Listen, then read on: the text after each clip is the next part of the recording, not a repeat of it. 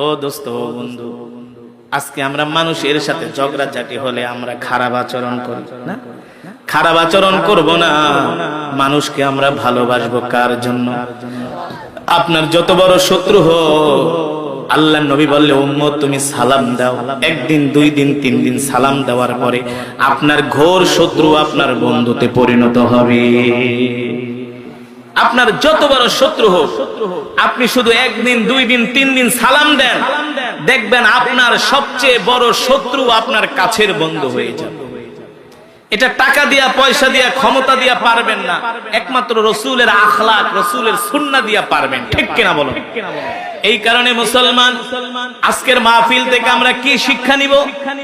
দরকার আছে না? কিছু শিখে যাওয়ার তো দরকার আছে। মাহফিল থেকে একটা মেসেজ নেওয়ার তো দরকার আছে। ঠিক কিনা বলুন?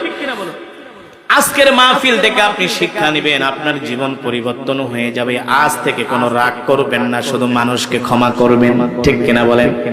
রাসূলের একজন সাহাবী, অনেক দূর থেকে একজন বেদুইন সাহাবী আল্লাহ রাসূলের দরবারে আসছে। আয়েশা বলে, মুহাম্মদ, ওগো আল্লাহর পয়গম্বর, আপনি আমাকে কিছু নসিহত করেন। আল্লাহ রাসূল বললেন, ইসবির লা তাগদাব। শোনো, আমি তোমাকে 2টা নসিহত করলাম। বিপদে আপদে ধৈর্য ধরবা, আর মানুষের উপরে রাগ করবা না। ঠিক কিনা বলুন? এই কারণে আল্লাহ রাসূলের 2টা নসিহত শোনার পরে ওই গ্রাম্য সাহাবী বলে, এত দূর থেকে আমি আপনার কাছে বয়ান শুনতে আসলাম, আপনি মাত্র আমাকে 2টা নসিহত করলেন। আল্লাহ রাসূল বলে, ও সাহাবী শোনো, আমি যেই 2টা নসিহত তোমাকে করেছি, এই 2টা নসিহত যদি তুমি তোমার জীবনে বাস্তবায়ন করতে পারো, আল্লাহ তাআলা তোমার জন্য জান্নাত রেডি করে রাখবে। শুধু 2টা আমল তুমি করবা, তাহলে তুমি হবা পৃথিবীর সবচেয়ে ভালো মানুষ। সুবহানাল্লাহ।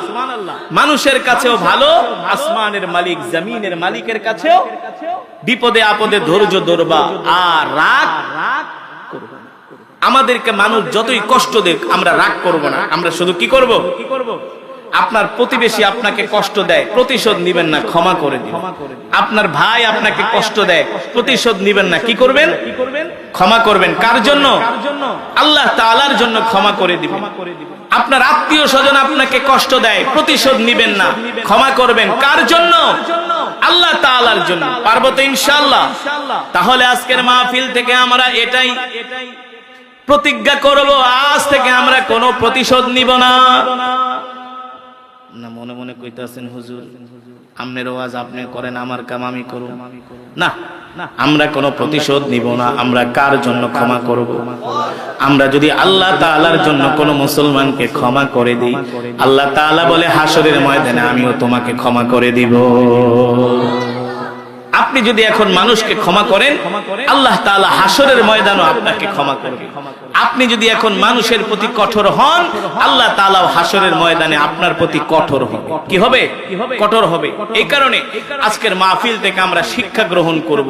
আমরা কোনো মারামারি, কাটাকাটি, হানাহানি করব, কোন মানুষকে আমরা কষ্ট দিব, কোন মুসলমানকে আমরা কষ্ট দিব, আমার দ্বারা আমার ভাই কষ্ট পাবে না, আমার দ্বারা আমার বোন কষ্ট পাবে না, আমার দ্বারা আমার পাড়া প্রতিবেশী কষ্ট পাবে না। ঠিক কিনা বলুন? আমার দ্বারা আমার কোনো আত্মীয় স্বজন কষ্ট পাবে না, আমার দ্বারা আমার কোনো মা বাবা কষ্ট পাবে না। এমনও সমাজের মধ্যে যুবক আছে যারা মা বাবাকে কষ্ট দেয়। আছে কি আছে না? এই যুবক তুমি বলতে পারো, হুজুর আমার মা তো আমার উপর জুলুম করছে। তোমার মা তোমার উপর জুলুম করুক, যুবক তুমি তোমার মায়ের উপরে রাগ করো না। ঠিক কিনা বলো? তোমার উপর আর কতটা জুলুম করছে? তোমার মা তোমাকে 10 মাস 10 দিন গর্ভে ধারণ করছে। তোমাকে যখন জন্ম দিছে, তুমি যখন তোমার মায়ের কলিজার ভিতরে লাথি মারছো, তোমার মা অজ্ঞান হয়ে গেছে। ঠিক কিনা বলেন?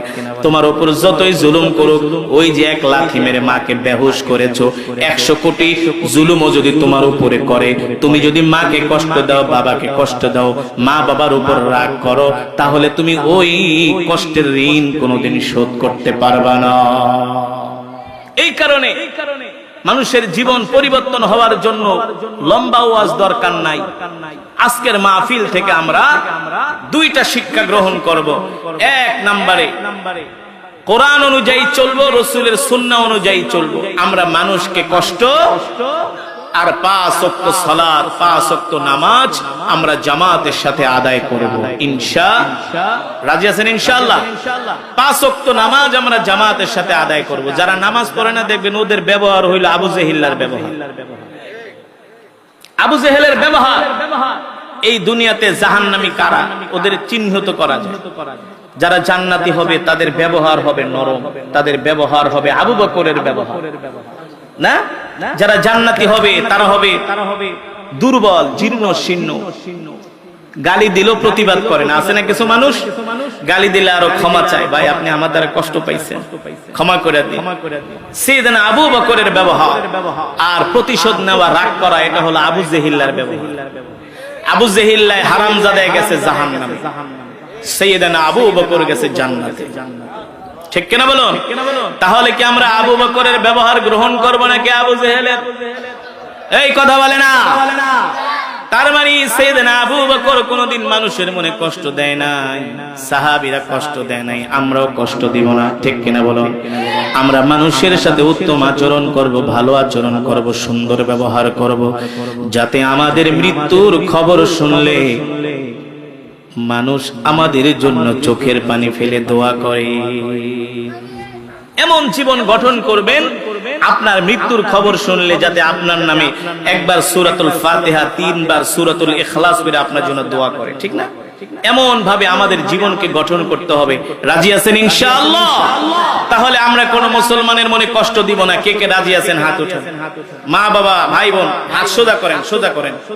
আজকে আমার বয়ানের মূল বিষয় টপিকস এটাই, আপনাদের শিক্ষার বিষয় এটাই। জোরে বলেন আল্লাহ, আরো জোরে বলেন আল্লাহ। এমনি হাত উঠাও, সোজা করো। ওয়াদা করলাম আর কোনদিন নামাজ ছেড়ে দিব না, আর কোনদিন মানুষের সাথে খারাপ আচরণ করব না, প্রতিশোধ নিব না, মানুষকে ক্ষমা করে দিব। বলি আমিন আমিন। হাত নামান। রাজি আছেন? আজ থেকে কোনো মারামারি কাটাকাটি নাই। আজ থেকে কোনো মারামারি কাটাকাটি, হিংসা বিদ্বেষ অহংকার সব মেঘনা নদীতে ডুবাইয়া দেন। ঠিক কিনা বলো? আমরা আল্লাহর জন্য মানুষকে ক্ষমা করব, আল্লাহ তাআলার জন্য আমরা মানুষকে ভালোবাসবো ইনশাআল্লাহ। এই যে দেখেন পাশে গোরস্থান না, এই যে শুয়ে আছে কবরবাসীরা, আপনার চেয়ে আমার চেয়ে তাদের কিন্তু রাগ কম ছিল না, সম্পদও কম ছিল না, ক্ষমতাও কম ছিল না, শক্তিও কম ছিল না, ছিল কিন্তু আজকে তারা কবরের বাসিন্দা। আপনাকে আমাকেও এই কবরে আসতে হবে, হবে কি হবে না? মাটির মানুষ মাটির নিচে আসতে হবে। এই কারণে যতদিন দুনিয়াতে থাকবো মাটির মতো থাকবো। মাটিকে আসার দিলে, বাড়ি দিলে, কোপ দিলেও যেমন মাটি কথা বলে না, না প্রতিশোধ নেয় না, প্রতিবাদ করে না, আমরাও মাটির মানুষ এমন হব। মানুষ আমাদেরকে কষ্ট দিবে, আমরা চুপ করে থাকবো, আল্লাহর জন্য ক্ষমা করে দিব। এমন ব্যবহার আমরা গঠন করতে পারবো তো ইনশাআল্লাহ? তাহলে নিশ্চিত ইনশাআল্লাহ আল্লাহ তাআলা আমাদেরকে জান্নাত দিবেন। তবে নামাজ ছাড়া না, কিন্তু কিনা বলেন হুজুর নামাজ পড়ুন না, মানুষের সাথে সুন্দর ব্যবহার করুন। আরে নামাজ ছাড়া সুন্দর ব্যবহার হবেও না। মূল হলো নামাজ। ঠিক কিনা বলুন? মূল হলো কি?